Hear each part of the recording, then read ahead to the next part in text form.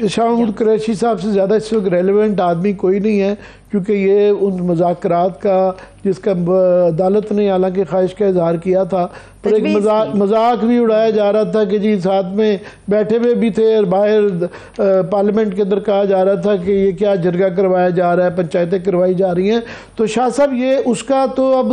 بالکل ختم ہو گیا، اب وہ بحث تو نہیں رہی۔ عامر، ہم نے تو بڑی کوشش کی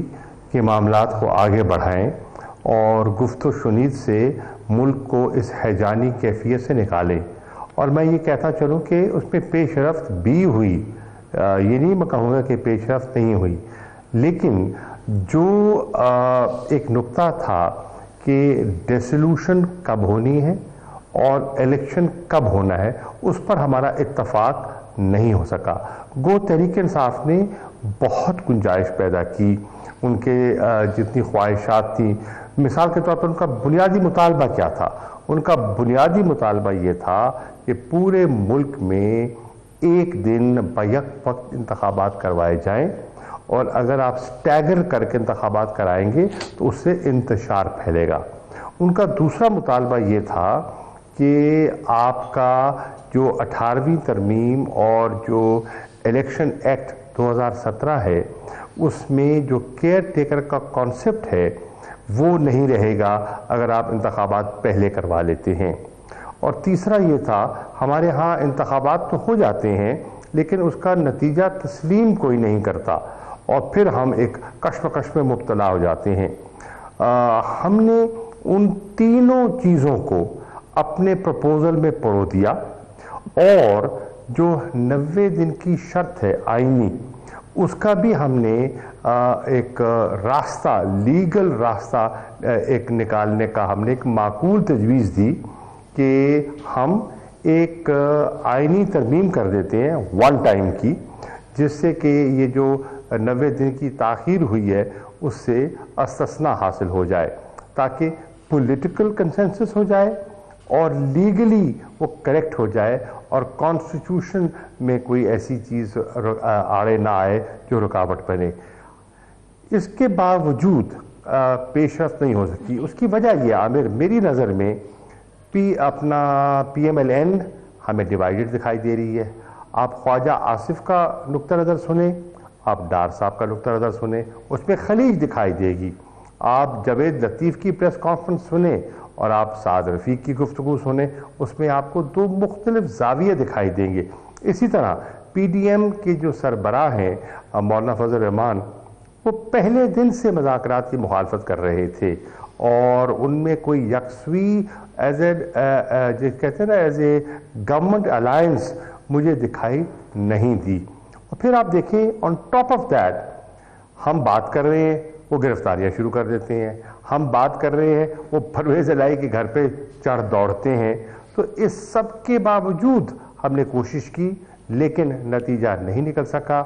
ہم نے لکھ کر اپنا موقف سپریم کورٹ کو پیش کر دیا ہے۔ سپریم کورٹ نے کل اب 11:30 بجے ایک ہمیں طلب کیا ہے، اب دیکھیں کل 11:30 بجے کیا ہوتا ہے۔ جی، یہ ویسے تو پورا پاکستان کو سمجھ آ رہی تھی کہ یہ نہ ہی ہے، مگر آپ لوگوں نے بھی کوشش کی، اور پی ڈی ایم کے کچھ لوگ تھے پیپلز پارٹی کے اندر بھی، وہ بھی تھوڑے سے راغب نظر آئے، مگر جس طرح آپ نے کہا کہ ساری ان کے اندر منقسم تھے وہ، مگر اب نتیجہ اس کا نکل آیا، آپ نے رپورٹ جمع کرا دی، کل انہوں نے بھی جواب دینا ہے۔ تو آپ کل کیا فرسی کر رہے ہیں؟ عدالت کے سامنے دو ایک ایشو آئیں گے، دو، ایک تو ظاہر انہوں نے دوبارہ ریپیٹ کیا ہے کہ یہ ہماری خواہش نہیں تھی، یہ پارٹیوں کی خواہش پہ ہم نے یہ ڈائلاگ کا کہا کہ آپ کوئی سلوشن نکالیں۔ ہمارا وہ 14 مئی والا آرڈر پہلے بھی انہوں نے کہا تھا سٹینڈ کرتا ہے، اب بھی سٹینڈ کرتا ہے، بس سوال اب یہ ہے کہ لاجسٹکلی جو ہے وہ 14 مئی کو شاید اب کروانا مشکل ہو گیا ہے، کیونکہ الیکشن کمیشن کو وہ ریسورسز، پیسے اور فورسز نہیں دی گئیں، تو یہ 14 مئی کو اب ممکن نہیں لگتا۔ مگر اس کی کیا گارنٹی ہے؟ پہلی بات تو یہ کہ عدالت کوئی اگلی اب آپ کے خیال میں کوئی تاریخ دے گی، اور اس بات کی کیا گارنٹی ہے کہ وہ اگلی تاریخ پہ بھی امپلیمنٹ ہوگا یا نہیں ہوگا؟ دیکھیے اپنا عامر جی، پہلی بات تو یہ ہے کہ آپ صحیح کہہ رہے ہیں،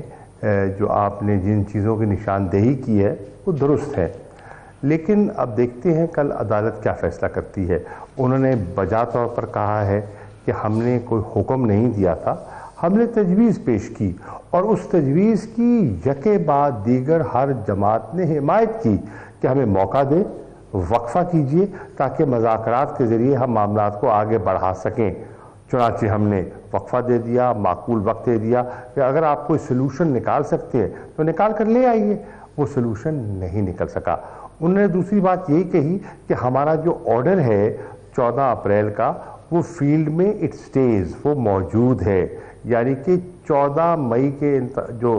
ڈیٹ ہے اس پر وہ قائم ہے۔ وہ اب ہو سکتا ہے وہ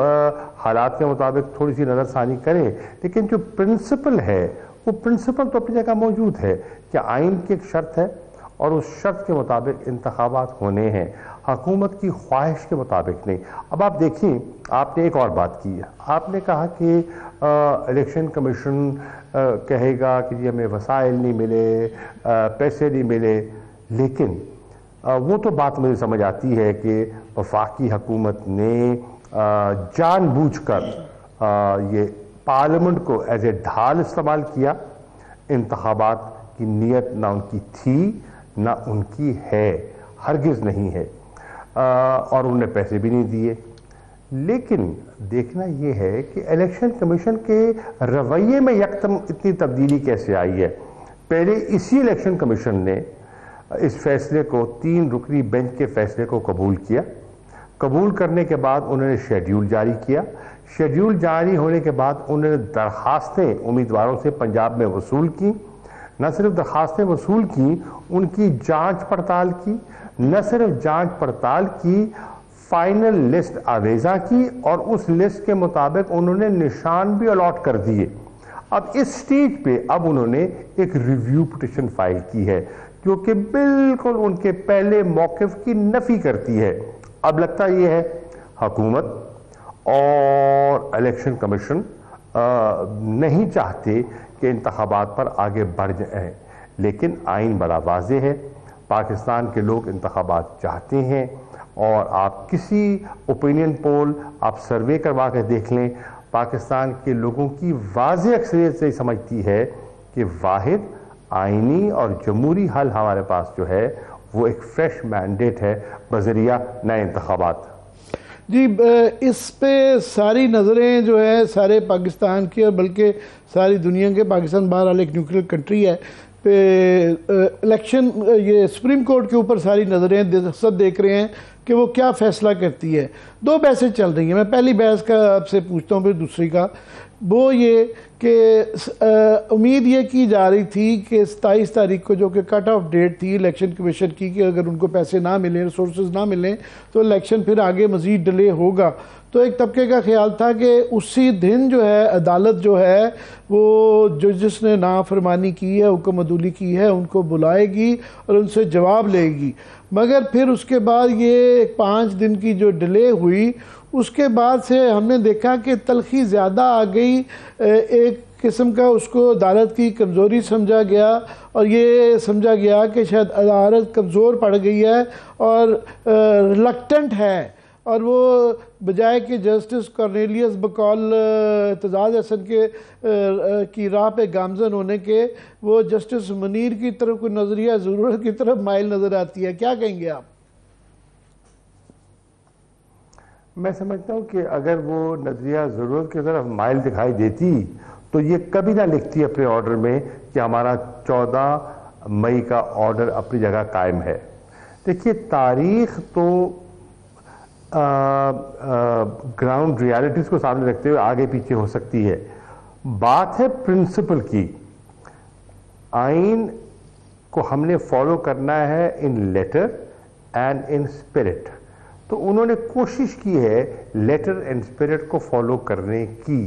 اب دیکھتے ہیں کہ کل دیکھیے عدالت پہ انہوں نے کوئی کمی نہیں کی، عدالت پر انہوں نے بہت بڑا حملہ کیا ہے۔ آپ ذرا پارلیمان کی تقریریں اٹھا کے دیکھیں، جو حملے کیے گئے ہیں، جو ججز کے کانڈکٹ کو زیر بحث لایا گیا ہے جس کی کہ آئین اجازت نہیں دیتا، جس قسم کی جملے بازی فکرے کسے گئے ہیں، ان کی نجی اور ذاتی اور فیملیز کو ان کی آڈیو لیکس کیا، ان میں کچھ بھی نہیں تھا، لیکن اس قسم کا دباؤ ڈالا گیا ہے بڑی خندہ پیشانی سے۔ اور پچھلی دفعہ چیف جسٹس صاحب نے کہا ہمارے ساتھ جو کچھ ہو رہا ہے ہم کوئی بات نہیں، ہم اس کو درگزر کرتے ہیں، ہم اس کو برداشت کریں گے، قومی اپنا فریضہ سمجھتے ہوئے آئین کو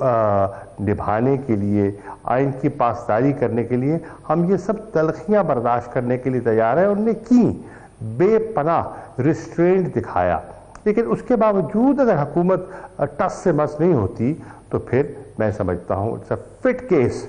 فار کنٹیمپٹ، اور وہ جانتے ہیں کہ کس نے اس میں کیا رول پلے کیا ہے۔ شاہ صاحب، اس میں ایک دوسری جو بحث چل رہی ہے وہ ایک بہت بڑا طبقہ ہے جو کہہ رہا ہے کہ اگر یہ فل کورٹ اس پہ بنا دیا جائے تو عدالت کی احکامات کے اندر زیادہ اخلاقی جان پڑ جائے گی، اور اس میں دیکھیں پہ جو کس جج نے لیفٹ پہ جانا ہے یا رائٹ پہ جانا ہے، تو یہ فیصلہ ہو جائے، دوسرا عمل درآمد ہونے میں آسانی ہوگی، کیونکہ ایک منقسم عدالت کی وہ ویلیو نہیں رہتی جو کہ ایک متحد عدالت کی ہوتی ہے۔ آپ کیا کہیں گے؟ دیکھیے، بحیثیت تحریک انصاف ہم نے کبھی فل کورٹ کی مخالفت نہیں کی۔ ہم نے کہا یہ آپ کی ثوابدید ہے، یہ چیف جسٹس کی ثوابدید ہے، اور ہم نے اس فیصلے کو تسلیم کیا۔ یہی لوگ جو آج فل کورٹ کا مطالبہ کر رہے ہیں، جب چیف جسٹس نے فل کورٹ کے بغیر ایک لارجر بینچ کو بٹھا کر جب ان کے حق میں فیصلہ دیا ہمارے عدم اعتماد کی تحریک کے بعد، اور ہماری حکومت رخصت ہوئی، تو کسی نے یہ مطالبہ نہیں کیا،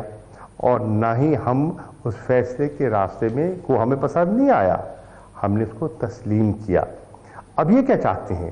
یہ چاہتے ہیں کہ بینچ بھی ان کی مرضی کا ہو، فیصلے بھی ان کی مرضی کے ہوں، اور اگر فیصلہ اور بینچ ان کی تباہ کے مطابق دکھائی نہ دے تو پھر وہ حملہ کریں گے، جیسے 97 میں کیا تھا، وہ 2023 میں بھی حملے کے لیے تیار ہے۔